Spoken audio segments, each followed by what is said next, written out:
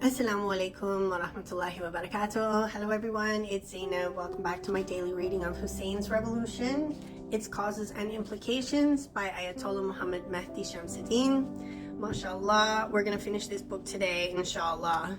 I believe we are. Now, we left off yesterday looking at some of the revolutions and revolts that rose up some years after the revolution of Karbala, with Karbala being the fire starter, I guess you could say, that woke a nation up out of its compliance and acceptance of its own oppression. So now we're going to look at a revolt called the Revolt of Abi al-Saraya, and that's the last revolt that we're going to look at before we look at the epilogue of the book. In the name of Allah, most gracious, most merciful, all praise belongs to Him, and peace and blessings to Prophet Muhammad and his pure family. أعوذ بالله من الشيطان الرجيم. اللهم صل على محمد وآل محمد. بسم الله الرحمن الرحيم. So, the revolt of Abi al-Saraya. We mentioned a sample of the revolutionary spirit that Imam Hussein's revolution had ignited. Imam Hussein's revolution had removed the nation's prior habit of lethargy, servility, and submission to its tyrannical rulers. It created a new ethic that gave the nation an energy that was at the cusp of eruption at all times. It was no longer willing to accept its oppression and the tyranny that overruled it. Such revolts continued against the Umayyad state until the Abbasid revolution drove the final nail in the coffin of the Umayyad dynasty. The Abbasids would never have succeeded had they not relied on the values and sentiments that were ignited by Imam Hussein's revolution. But the Abbasid revolution did not change much in the Muslim nation. In fact, it would not be too far-fetched to say that the Abbasids only changed the faces of the governors. But this fact did not discourage revolt against the Abbasids. Rather, it only encouraged further revolt. Even when the Abbasid dynasty faded away, revolt continued against any succeeding empire which did not fulfill the needs of the people. Rebellion became a means by which the nation can express the humanity that the rulers had sought to suffocate. The motivations for these revolutions, as we have shown, have been a realization of the appalling reality of the time, a consciousness of the servility of their lives, and a deep desire to make change.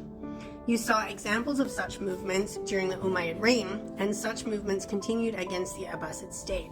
The revolt of Abi al-Saraya and Muhammad ibn Ibrahim ibn Tabataba against the Abbasid al-Mamun are such examples. Muhammad ibn Ibrahim ibn Tabataba was a descendant of Hussain ibn Ali ibn Abi Talib alayhi salam. So he was a descendant of Imam Hussain alayhi salam. The tale goes that Muhammad ibn Ibrahim was walking one day in the streets of Kufa when he noticed an elderly woman picking dates that had fallen onto the street. When he asked her what she was doing, she said, "I am a woman with no man that can spend for my sustenance. I have daughters who cannot earn their keep. I walk on these roads and find whatever I can to feed my family."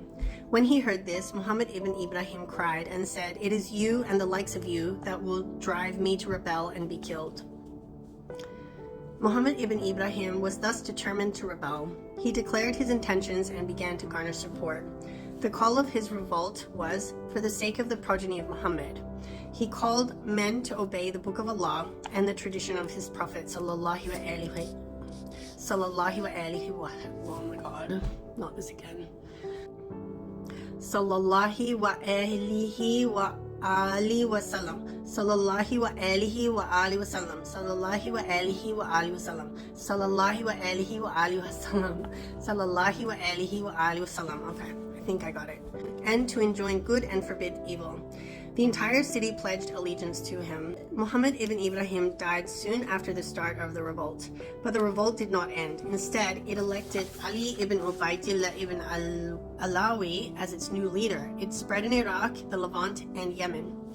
The characteristics of this revolt were truly extraordinary. Though the revolutionaries were poor and hungry, they had tremendous self-control. They refused to loot their enemies after each victory for no reason other than that their leader commanded them to refrain from such an action.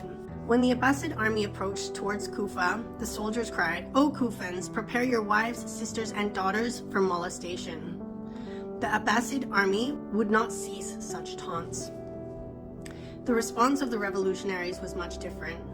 They would recite the Quran and supplicate to Allah as their leader chanted, "Remember Allah and repent to Him. Ask Him for His aid and forgiveness. Purify your intentions. Dedicate your conscience to Allah. Ask Him for His support against your enemies. Admit to Him that you have no strength or power without Him." MashaAllah. And now we're up to the epilogue. That means we're very close to the end of the book. MashaAllah. Hussein's victory. So how did Imam Hussein's revolution improve the lives of ordinary citizens? His revolution inspired many others, but most of them were quelled in cold blood.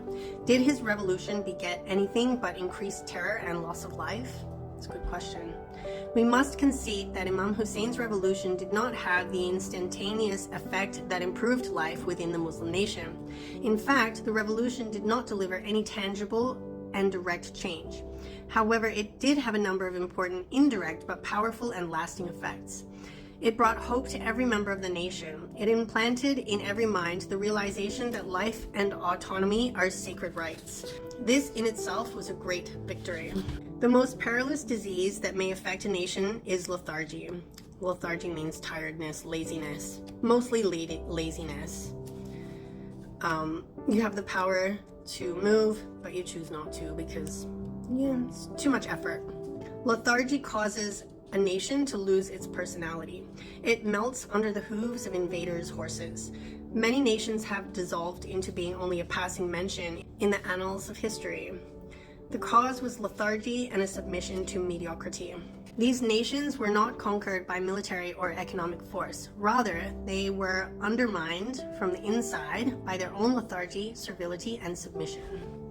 If these nations would have held tight to their belief in their culture and their right to existence, they would not have been so easily overcome by conquerors. They would have been able to forge a new path in history after any setback.